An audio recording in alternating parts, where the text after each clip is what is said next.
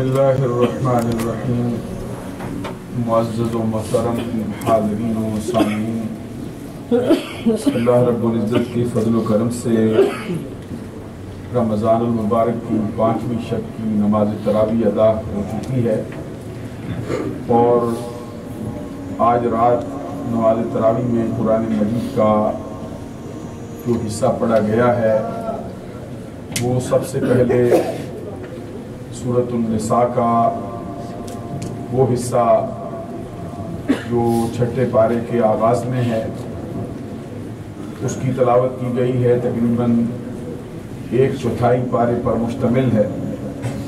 اس کے بعد سورۃ المائدہ کی 115 آیات پڑھی گئی ہیں جو 15 رکوعوں پر مشتمل ہیں۔ بذات خود یہ سورہ مبارکہ 120 آیات پر مشتمل ہے اور 16 اس میں رکوع ہیں، اور بڑے اہم ترین واقعات اس کے اندر بیان کیے گئے ہیں، اور یہ سورہ مبارکہ مسائل کے اعتبار سے انتہائی بنیادی ماخذ ہے۔ اس کے اندر بہت سے مسائل پر تبصرہ کیا گیا ہے۔ انشاءاللہ والعزیز کل کا جو ہمارا ظہر کی نماز کے بعد متصل درس قرآن ہوگا، اس میں اس پوری سورہ مبارکہ کی تفصیل آپ کی خدمت عالیہ میں پیش کی جائے گی، جو آپ سے گزارش ہے کہ آپ اس کے اندر شرکت فرمانے کی کوشش کریں۔ یہ چند ایک سوالات ہیں، ذرا 1-2 مرتبہ درود و سلام الصلاة والسلام علیکہ یا رسول اللہ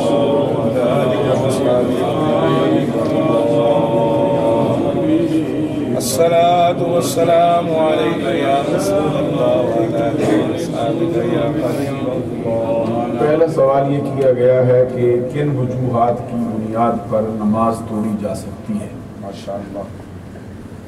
ماشاءاللہ بڑا ہی اہم ترین سوال ہے۔ بعض وجوہات کی بنیاد پر نماز توڑنے کی اجازت ہے۔ مثال کے طور پر یہ ہے کہ آدمی نماز پڑھ رہا ہے، وہ دیکھتا ہے کہ ایک اندھا شخص ہے، وہ چلتا ہوا آ رہا ہے اور کسی کنویں میں گر جائے گا۔ اگر وہ نمازی اپنی نماز جاری رکھتا ہے تو اندھے شخص کا کنویں میں گر جانے کا اندیشہ ہے، یا کسی منڈیر پہ نماز پڑھ رہا ہے، نابینا شخص چل کے آ رہا ہے، اور ایسا محسوس ہوتا ہے کہ اگر اس نے اس کو نہ پکڑا نہ اس کو بتایا تو وہ چھت سے نیچے گر جائے گا، اس کا نقصان ہوگا، تو ایسی صورت کے اندر بندہ نماز توڑ سکتا ہے۔ دوسری شکل اس کی یہ بھی ہے کہ اگر کوئی موذی جانور ہے، مثال کے طور پر کوئی بچھو ہے یا سانپ ہے، وہ چلتا ہوا اس کی طرف آ رہا ہے، تو قبل اس کے کہ موذی اس تک پہنچے، نماز پڑھنے والے شخص کو اپنی نماز توڑ کر اس کو مارنے کی اجازت ہے۔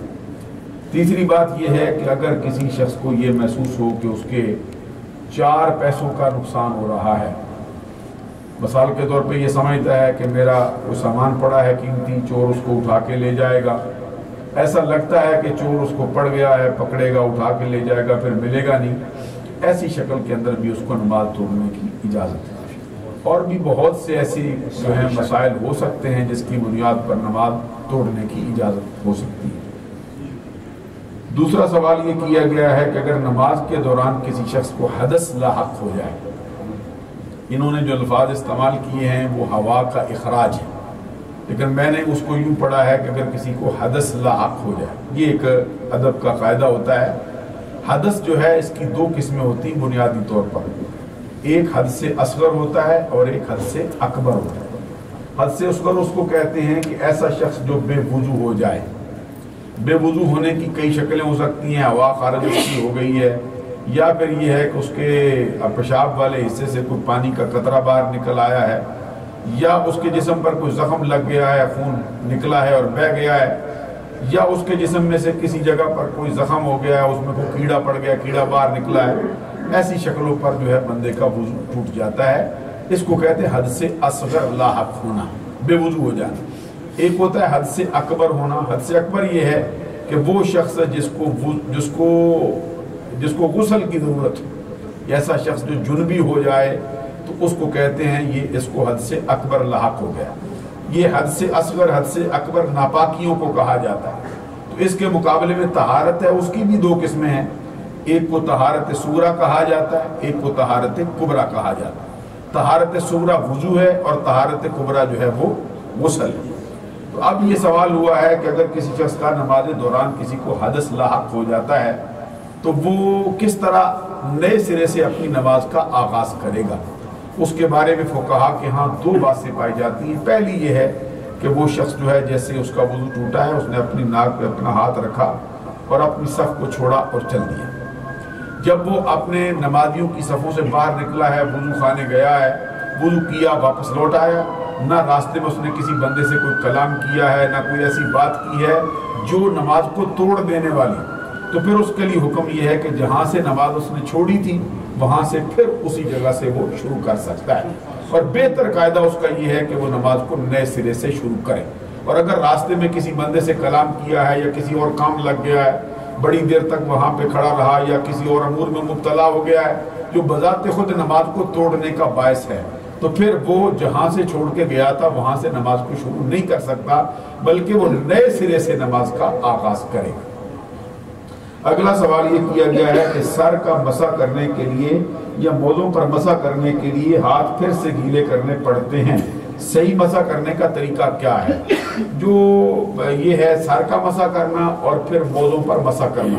موزوں پر مسح کرنا جو ہوتا ہے وہ ہاتھ کی، انسان کی 5 انگلیاں ہوتی ہیں، 5 میں سے اگر وہ 3 انگلیاں جو ہے وہ اگلے حصے پر رکھ کے اپنی پنڈلی کی طرف کھینچ لیتا ہے دونوں پاؤں پر، تو اس کا مسح جو ہے موزوں کا ہو جاتا ہے۔ سر کا مسح کرنے کا طریقہ یہ ہے کہ وہ اپنے جو ہے دونوں ہاتھ پانی میں گیلے کر کے اس طرح تینوں انگلیاں جو ہے وہ برابر جوڑ لیتا ہے، اور پیشانی پر عام طور پہ جہاں پہ بال جمتے ہیں یہاں سے ان 3 انگلیوں کے پیٹ کو وہ پیچھے لے جاتا ہے یہاں تک کہ وہ اس کے سر کے آخری حصے تک چلے جاتے ہیں، اور وہاں سے وہ لوٹتا ہوا اپنی یہ جو ہتھیلی کا حصہ ہے اس کو واپس لاتا ہے اس طرح۔ ابھی اس کی انگلی چھوٹی انگوشت شہادت اور انگوٹھا باقی ہے، اس انگوشت شہادت کو کان میں پھیر لیتا ہے، اور کان میں پھیرنے کے بعد انگوٹھا جو ہے بقیہ وہ اپنے کان پہ لگاتا ہے، اور اس کے بعد جو ہاتھ کا پچھلا حصہ ہوتا ہے اس کو اپنے پچھلے گردن کے حصے پر پھیرتا ہے۔ یہ اس کے سر کا مسح کرنے کا صحیح سنت اور مستحب طریقہ ہے۔ اگر سمجھ نہ آئی ہو تو پھر قریب بیٹھ کے آپ اس کو سیکھ سکتے ہیں۔ تو باقی رہ گئی یہ بات کہ ہاتھ اس کو نئے سرے سے گیلے کرنے پڑتے ہیں، اس کی ضرورت نہیں ہے۔ اگر اس کا ہاتھ پر پہلا جو ہے وہ پانی لگا ہوا ہو، ہاتھ گیلا ہو، تو اس کے ساتھ وہ مسح کر سکتا ہے۔ اور کوئی سوال ہو تو ارشاد فرما سکتے ہیں۔ گیلا کر لے، گیلا اس کو کرنا چاہیے، وہ بہتر ہے۔ اللہ جی قطع تعلق کرنے والے کے بارے میں شریعت کیا کہتی ہے، اور اگر والدین منع کریں کہ چچا سے یا خالہ سے نہ ملا جائے تو وہ والدین یہاں پہ تشریف لائیں۔ بڑا اچھا سوال کیا گیا ہے۔ جو قاطع رحم شخص ہوتا ہے اس کے لیے نبی اکرم صلی اللہ علیہ وسلم کا فرمان ہے لا تدخل الجنت قاطع، کہ قطع تعلق کرنے والا شخص جنت میں داخل نہیں ہوگا۔ جان بوجھ کر بغیر کسی عذر کی بنیاد پر اپنے مسلمان بھائی سے 3 دن تک کسی بندے نے تعلق توڑ لیا ہو تو یہ اس بندے کے لیے حلال نہیں ہے۔ اور حدیث میں یہ بھی فرمایا گیا ہے کہ جب شب قدر آتی ہے تو اللہ تبارک و تعالیٰ اپنے کرم سے، اپنے فضل سے تمام امت محمدیہ کو بخشتا ہے، مگر چند بندوں کو نہیں بخشتا، ان میں سے ایک جان بوجھ کر تعلق توڑنے والا شخص۔ قطع رحم جو شخص ہوتا ہے، قاطع رحم جس کو کہتے ہیں، وہ رحم کے قابل ہوتا ہی نہیں۔ نبی اکرم صلی اللہ علیہ وسلم کا فرمان ہے ارحم من فی الارض یرحمک من فی السماء۔ دوسرے مقام پہ فرمایا لا یرحم من لا یرحم، جو شخص رحم نہیں کرتا اس پر رحم کیا ہی نہیں جاتا۔ اور پھر فرمایا زمین والوں پہ تم رحم کرو، آسمان کا مالک تم پہ رحم فرمائے گا۔ تو یہ جو قطع تعلق کر رہا ہے، اگر والدین کہتے ہیں کسی بنیاد پر کہ چچا سے ملنا چھوڑ دو، فلاں سے ملنا چھوڑ دو، فلاں سے ملنا چھوڑ دو، اگر درمیان میں کوئی شرعی عذر باقاعدہ طور پہ پایا جاتا ہو تو ان کا جو فرمان ہے اس کو ماننا چاہیے۔ اور اگر شرعی عذر باقاعدہ طور پر موجود نہیں، خود والدین ہی کسی غلطی پہ کھڑے ہوئے ہیں، تو یہ حدیث میں فرمایا گیا ہے کہ اللہ تبارک و تعالیٰ کی نافرمانی میں مخلوق کی فرما برداری نہیں ہو سکتی۔ اللہ تبارک و تعالیٰ کی نافرمانی کرو اور مخلوق کی فرما برداری کرو، یہ نہیں ہو سکتا۔ لا طاعت للمخلوق فی معصیت الخالق، اللہ تبارک و تعالیٰ کی یہ نافرمانی ہے کہ جان بوجھ کر کسی سے رشتہ توڑا جائے۔ خود نبی اکرم صلی اللہ علیہ وسلم نے تو یہاں تک فرما دیا ہے کہ مجھے اللہ نے حکم دیا ہے سل من قطعک واعف عمن ظلمک واحسن الی من نساء الیک، محبوب جو تجھ سے توڑتا ہے تو اس سے جوڑ، جو تجھ پہ ظلم کرتا ہے تو اس کو معاف کر، جو تیرے ساتھ برائی کرتا ہے تو اس کے ساتھ نیکی کر۔ سبحان اللہ۔ اور تو سوال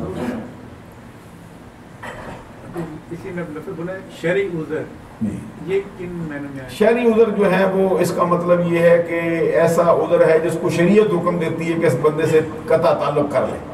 وہ کئی بنیادیں ہو سکتی ہیں، مثال کے طور پہ ایک بندہ یہ ہے کہ شراب پیتا ہے، تو آپ اس کو کئی بار سمجھا چکے ہیں کہ شراب سے تو باز نہیں آتا، جب وہ آپ کی تبلیغ کا اثر قبول ہی نہیں کرتا ہے تو آپ کے پاس یہ شرعی عذر ہے کہ آپ اس سے قطع تعلق کر لیں۔ آپ کو شریعت نے حکم صادر کر دی۔ ایک بندہ جو ہے وہ کھلم کھلا سود کھاتا ہے، ایک بندہ جو ہے وہ کھلم کھلا زنا کاری کرتا ہے، اس کی شہرت عام ہو چکی ہے، آپ اس کو منع کرتے ہیں لیکن وہ رکنے کی طرف آتا ہی نہیں، پھر آپ کا اس کے ساتھ اٹھنا بیٹھنا اور اس کے ساتھ کھانا پینا جو ہے یہ اس مترادف ہے کہ آپ بھی اس کے گناہ میں شامل ہو جائیں۔ اس لیے اس طرح کے اور بھی آزار ہیں جو شرعی طور پہ پائے جاتے ہیں۔ تو نماز میں کتنی حرکت سے نماز ٹوٹ جاتی ہے؟ بعض دفعہ میں نے دیکھا ہے ادھر آدمی جیب سے نکالتے ہیں ٹیشو، ناک صاف کرتے ہیں، موبائل دیکھتے ہیں، پھر دوران نماز جو ہے آپ کو معلوم ہے کہ بہت بڑی اہم ترین عبادت ہے۔ اس کے اندر اگر کوئی بندہ بھول چوک کر بھی کوئی ایسا فعل کر لیتا ہے جو نماز کے منافی ہو تو بندے کی نماز ٹوٹ جاتی ہے۔ آپ کو معلوم ہے روزہ بھی فرض ہے، نماز بھی فرض ہے۔ روزے کے اندر اگر کوئی بندہ جان بوجھ کر بھول چوک کر کھا پی لیتا ہے اس کا روزہ نہیں جاتا، یہاں تک کہ پورے کا پورا کھانا بندے کا کھا لیتا ہے اس کا نہیں جاتا۔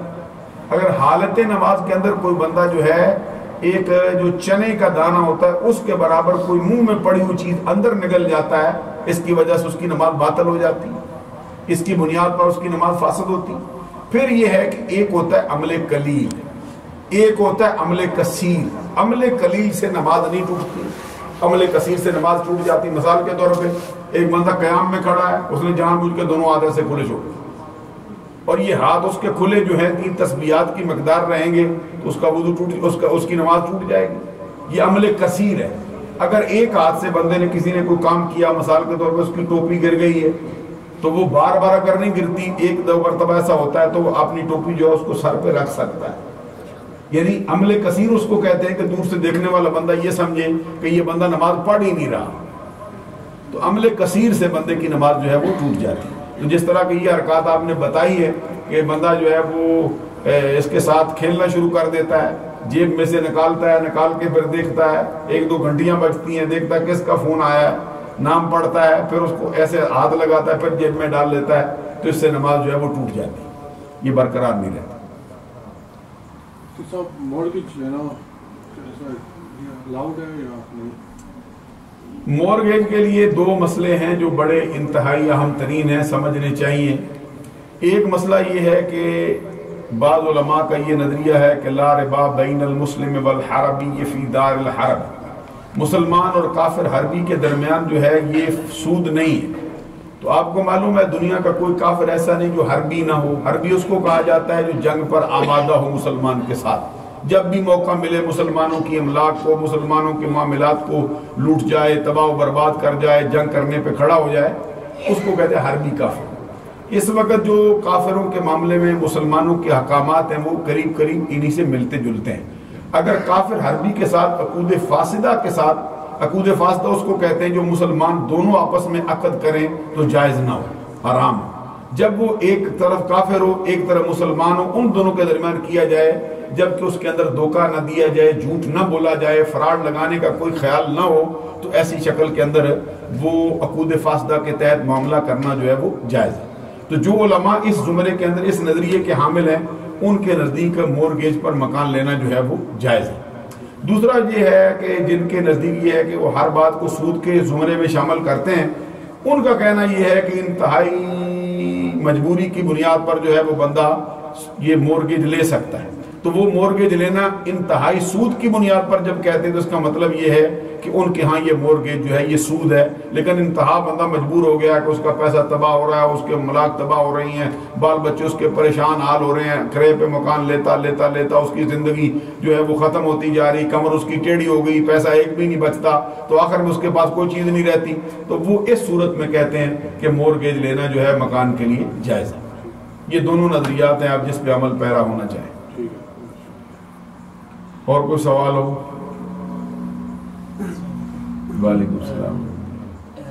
کیا اہل سنت والجماعت ابن کثیر کا تفسیر لیتے ہیں؟ ابن کثیر جو ہیں یہ ابن تیمیہ کے پیروکاروں میں سے ہیں، اور جو اہل سنت والے ہیں وہ علامہ حافظ عماد الدین ابن کثیر کی جو تفسیر ہے اس پر ہمیں کوئی بہت زیادہ جو ہے وہ اعتراضات کا مسئلہ نہیں۔